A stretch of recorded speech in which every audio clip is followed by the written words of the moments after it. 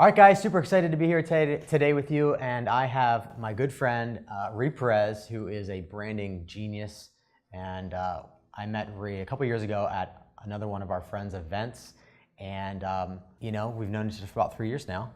And yeah, so thank you so much for being here. Yeah, I'm excited to be here, man. It's always a pleasure. I love doing these things with friends who have a good heart, good business, and provide a ton of value for people. So thanks for inviting me. Yeah, absolutely, Re. And so today, in this video, I asked Re to just give wisdom, just drop his wisdom. He's a genius when it comes to branding. He's helped hundreds of brands and many names that you probably know. Brands, a lot of experts who now have seven-figure businesses, and part of the reason for that, I believe, is because of such the epic job that you've done with helping them to brand. Thank you. So today I want to talk to Re about what are the elements of making a brand instantly noticed. Like in today's world of online marketing, every Tom, Dick, and Harry is an expert these days, right? And there's tons of companies that are advertising.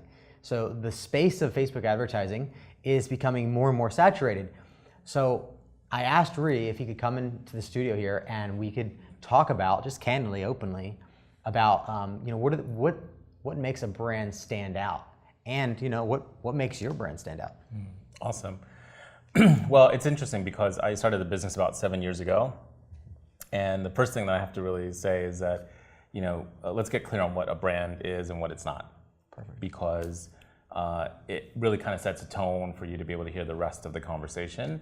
So in my mind, a brand, it's not your logo, it's not your tagline, it's not your website. And these are all important things from a branding and from a marketing perspective, but your brand is a perception, and it's a desired perception that you want to have in the marketplace. So technically you don't own your brand.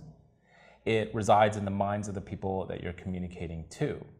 And so to then answer your question, well, how do you get your brand to stand out, is you want to speak directly to the people that you're targeting and creating the perception that you want them to have that appeals to them, that resonates to them. And I know that sounds conceptual, and we'll probably go a bit more deeper in terms of what that means on a strategic and tactical basis, but it's creating the right perception for your right audiences that triggers in their mind like, this is something that's either new or different or something that is relevant, right, to me. Those are three broad kind of conceptual ways of standing out, is being something new or innovative, doing something that's different or creative, or doing something that's really relevant to your target audiences. Does that make sense? That makes sense, yeah. Yeah, cool. Yeah, and one of the things you guys should know is that, I had the privilege of working with Re and his team of brilliant people, and he did the work for a client of ours, seven-figure sales training, and it was really cool because what we saw as soon as we launched that brand into the world is we began to see the feedback that comes in. So I think when you do a really good job of branding, you start to hear people talking about it. Yeah. And I believe the same is true for you. Yeah, and I'm sure you've heard the phrase, it's not my definition, but I'm sure you heard the phrase of your brand is what other people are saying when you're not in the room, right? And I'm a big advocate of practicing what I preach. So not only do I communicate this or teach our clients that you really want to work on your brand and your perception, I had to do that for our own agency. 7 years ago when I started branding for the people, I was nobody, right? I was working at some of the top branding firms, working with Fortune 500 brands, and I decided that I wanted to work with entrepreneurs and small businesses. And no one really knew who I was, and so I needed to create a brand for myself that then modeled, and I had some track record and a proof that, wow, this works for entrepreneurs, so that I can then teach it to other people. So we did the same exact thing of like looking at how do we need to be perceived among entrepreneurs and small businesses such that branding is relevant to them, such that it is something that's different than they might have seen or heard of before when they might have heard about branding, or it might even be completely new for them because maybe before I started entering into the marketplace, they've never heard of branding. Actually most people think when they're like, hey, you do branding, they think, oh, you do marketing. And they're two important disciplines in building a business, but they are distinct. They're related, but they're distinct. And so a big part of what I had to do was do a lot of education and inspiration about what branding is and what it's not and how to apply it. I don't even know if I answered your question. I think I was just talking about loud, but I had to do that for ourselves. Right. And I don't know if it's useful if you want me to kind of go in like how we did that, or what are some of the top things that we've used or what we've applied to some of our clients and helping them. Yeah, I would say, when you launched your brand, Branding for the People, Yeah. where did you start? Because you started from a white space, a blank sheet space. of paper. Yeah. If I may, it's like, so I went through a series of personal life-changing events back in 2010, and left a big position at a big firm, and I needed to do what most entrepreneurs needed to do when they're just about to start their business, which is figure out what's my message, what's my point of view, what's my company name going to be called, what's my logo, what's my website, and I had to do all of these things. And so in about 6 months, I've actually went through a really in-depth process of kind of looking within and figuring out what's my purpose and what's the impact that I want to make and how do I want to be remembered. Now, so one of the things that I had to do is even just come up with a company name. Right. I could have went with a company name that was abstract, right? It would have taken a lot of marketing dollars to build a brand behind an abstract name. So I decided that I needed to go to market with a descriptive name, right? It's pretty clear to branding, right. And I work with people. Right. So I needed to come up with a name. Okay, that's one part. And then the other part is I need to figure out who's my target audience, what's the problem that I'm solving for them, and then why should they listen to me? So I needed to look at the who, what, and why. Nice. Right? Like who am I targeting and what's their problem, and then why should they listen to me? Nice. Yeah. So that's one piece of it. Okay. Right. Yeah. Right. And then the other part too is one of the things that I also had to do is listen, and you know this, is that there's lots of ways that you can build a business online and with great online marketing, and that's important. And if you're not doing online marketing in today's economy, then you're probably not in the game of business. Another pathway, or where I started about 7 years ago, was doing an event. Now everyone's doing events these days, right. But I did an event. You basically host an event and you have your own captive audience of people who want to come and learn more about what you have to share, or more importantly, they want to come in and help you and have you help them solve their problem. So one way to get instantly noticed with your brand, aside from like logos and colors, and we'll talk about that in a second, but one way that that has really helped me is by putting on an event and speaking. So I would either host my own event, I would speak at events, or I would sponsor events. And getting out there in front of large groups of people who you can convey your message really makes a difference. And if you do it right, and if you have a great message and you're inspiring and people value what you have to say, 10 people will tell five or 10 of their best friends about what happened, and it snowballs from there, right? So if you do something good and of value, people will talk about it. And that goes back to the whole comment of like, your brand is not what you say, it's like what people are saying about you when you're not in the room. Right. Right, so. So you do a lot of events, and that's how you first launched Branding for the People. That's right, that's right. How long did it take to get that snowball effect to show up? Well, I guess it depends on how you measure it. So for me, it's like, that was kind of it. So I did an event 4 months out of the gate. Okay. I was like, and I had no list. Wow. In retrospect, I think I had about 200 people on my list, and I'm sure 175 of those people were my friends and family, but which is probably not the smartest thing to do, but I hustled. And right. In retrospect, could I have gone and done the path of like building a list and then promote an event? Sure, absolutely. That's just not how the cards worked out for me. I hustled a bit and I was so committed to putting on an event and bringing in a group of people there. So I networked and asked people to come. So it just took off from there, really. So it just took off from there. So basically after that, I think I put 50 people in my first event. Okay. Those 50 people had shared it with like another 5 to 10 other people, and it snowballed from there. So you could say, that's when I did my first 6 figures. Okay. You know, within 6 months of being in business, that's when I did my first 6 figures, which, I don't know, maybe as a benchmark, maybe that's good, that's bad, but I was getting a lot of attention saying, wow, that's actually pretty good for being fresh out of the gate.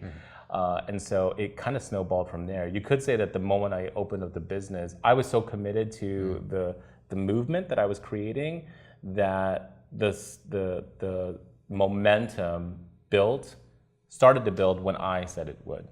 Right. Okay, but then tangibly how it really happened is through an event. And then I had another event a few months later, put twice as many people in that event. And then you just rinse and repeat, and it keeps snowballing from there.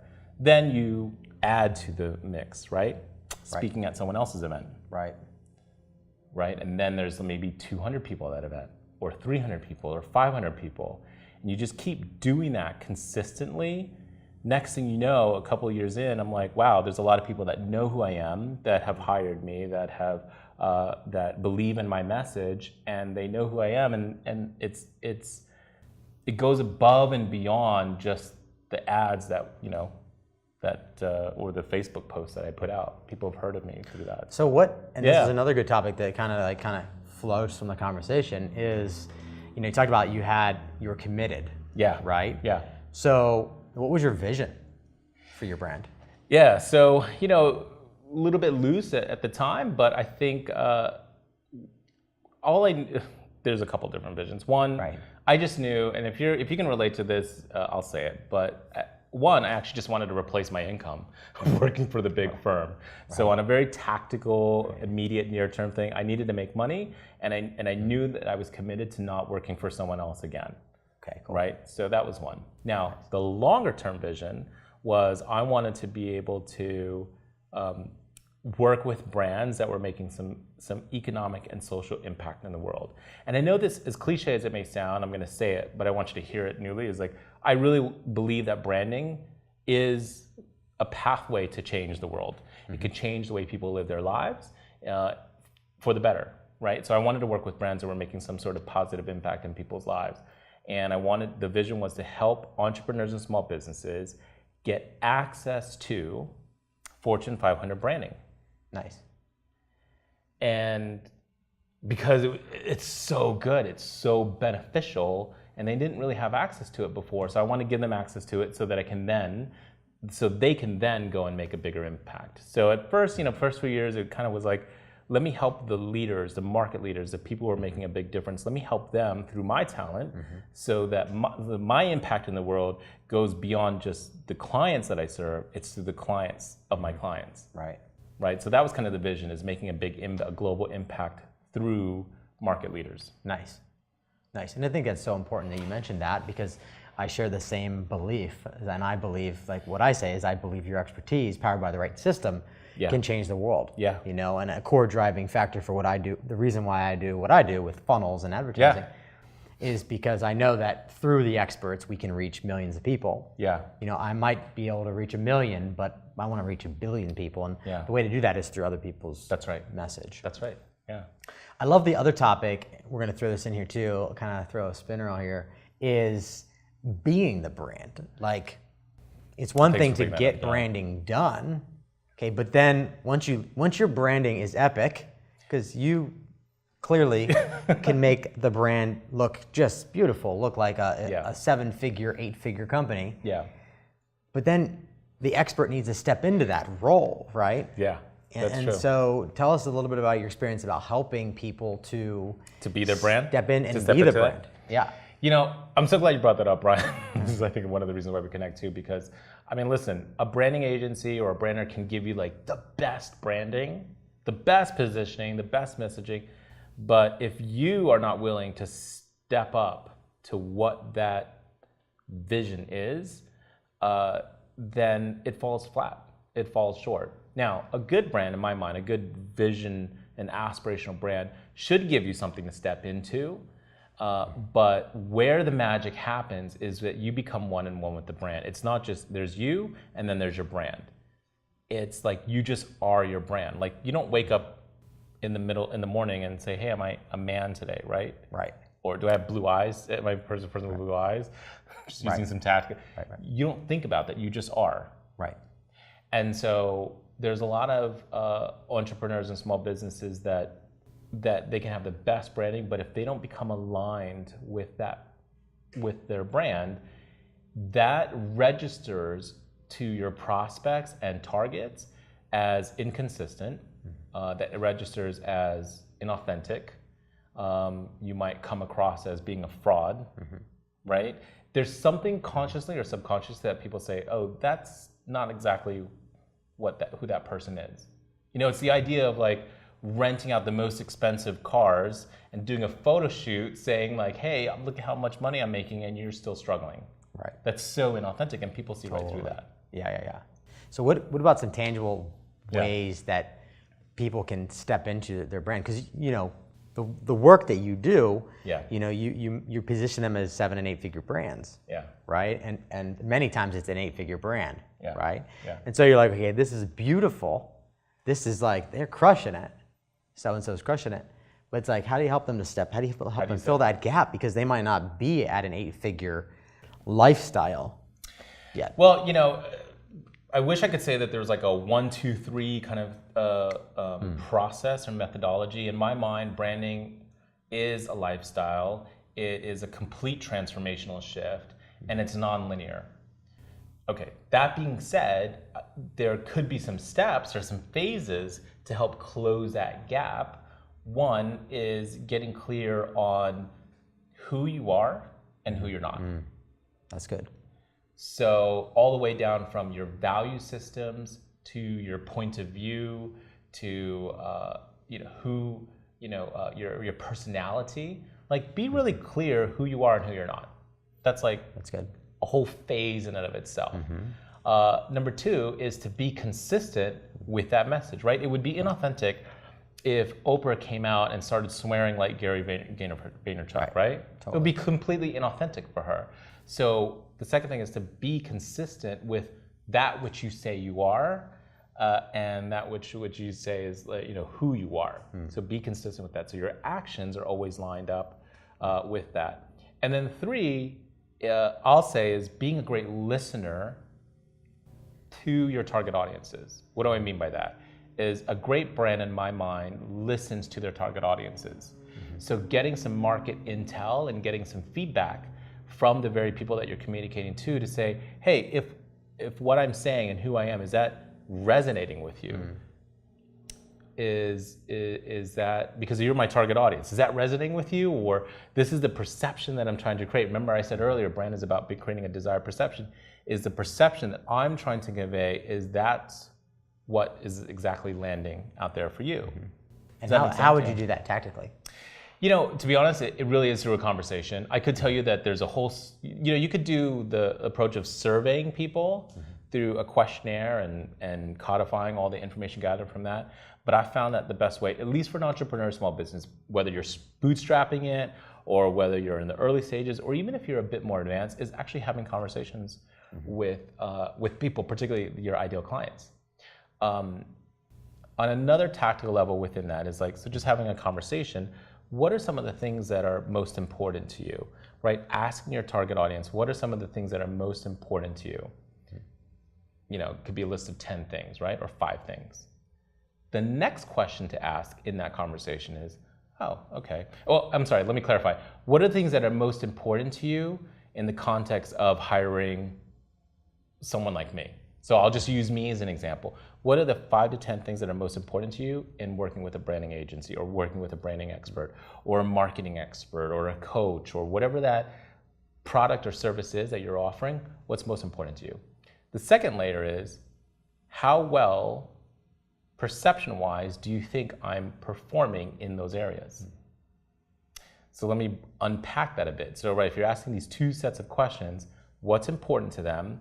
And how well do they think that their perception that you're doing in those areas, you can identify 4 pieces of information. If it's really important to them and you're doing really well in that area, continue doing that.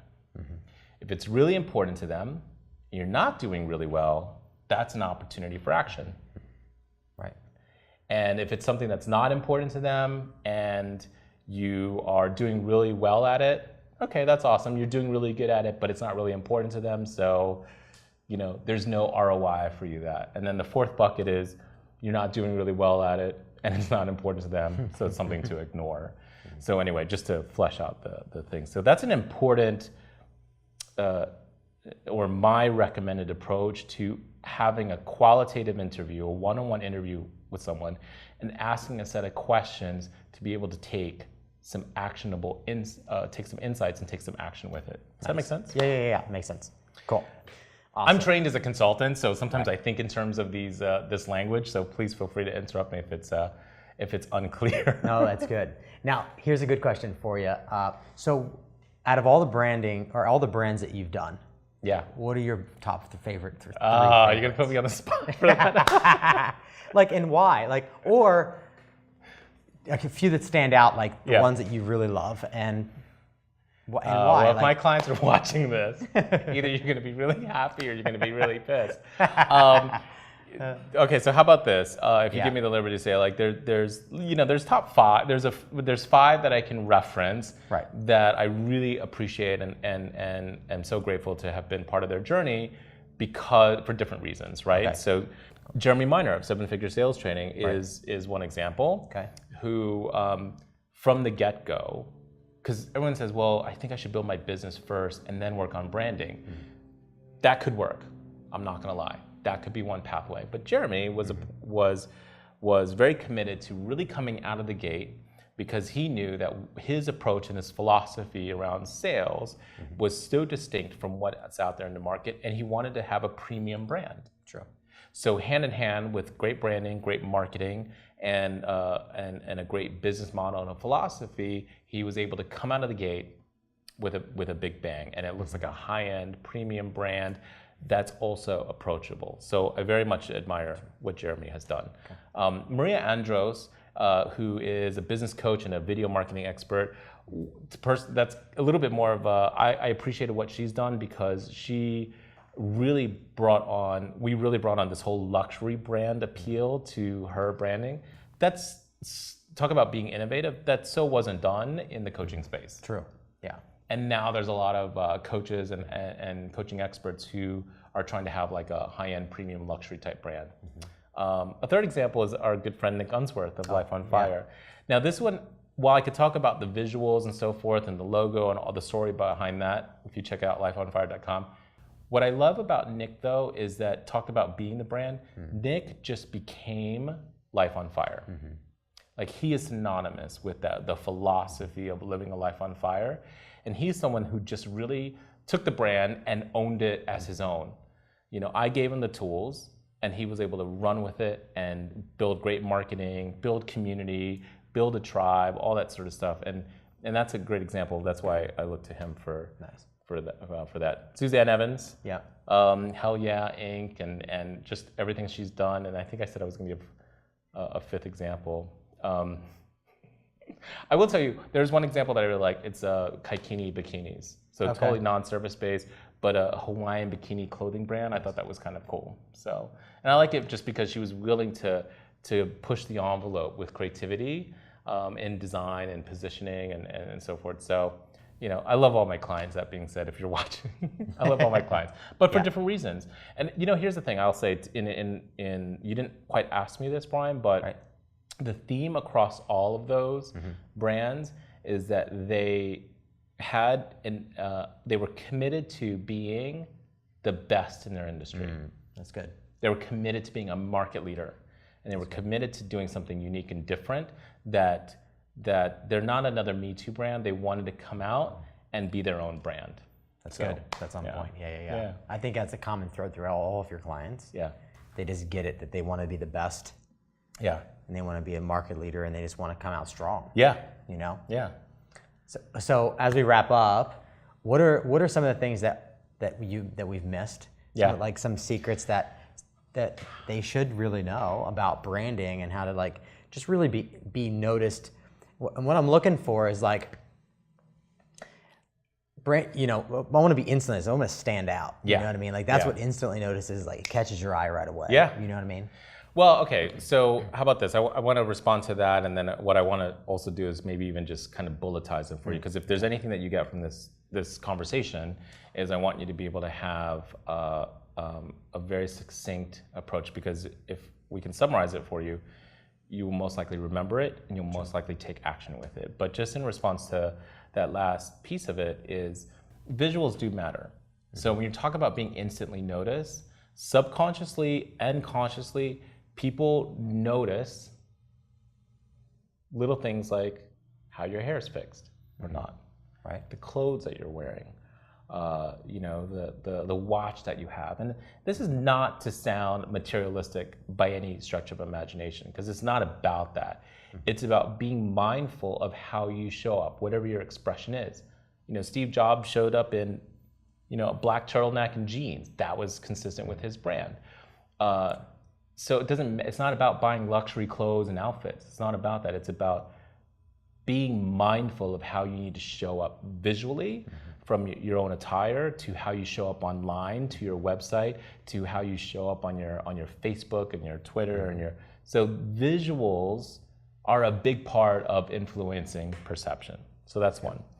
But then just to round it out with everything else that I'm saying, what I want to leave you with is, if you remember that in terms of how to get instantly noticed, what I'm suggesting here is get out there, have an event, speak at events, attend events.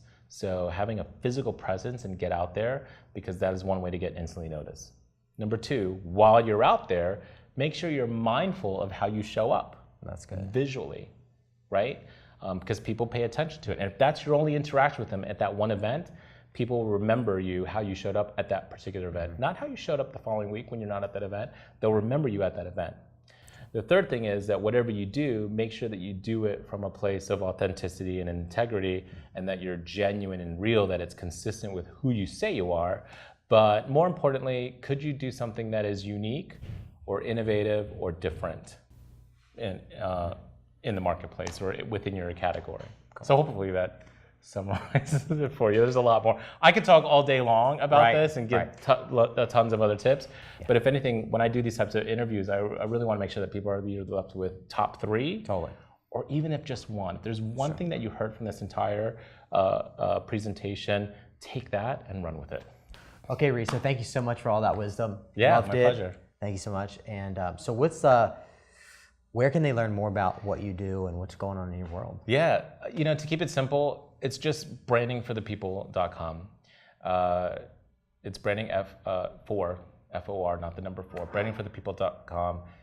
Subscribe to our list. You can always unsubscribe at any time, but sign up for our list. We give lots of great free content. We give a list of some of the upcoming events, some of the exciting events that we're a part of, that we love to promote, some of our colleagues and partners that are putting on great things. And we curate all of those. It's not like we're just promoting anything. Right. We curate a lot of our relationships. So brandingforthepeople.com, you know, if you're interested in talking to our team, you know, sign up on our list, schedule a call. But here's the thing I would want to make sure is, if you do that, that's awesome.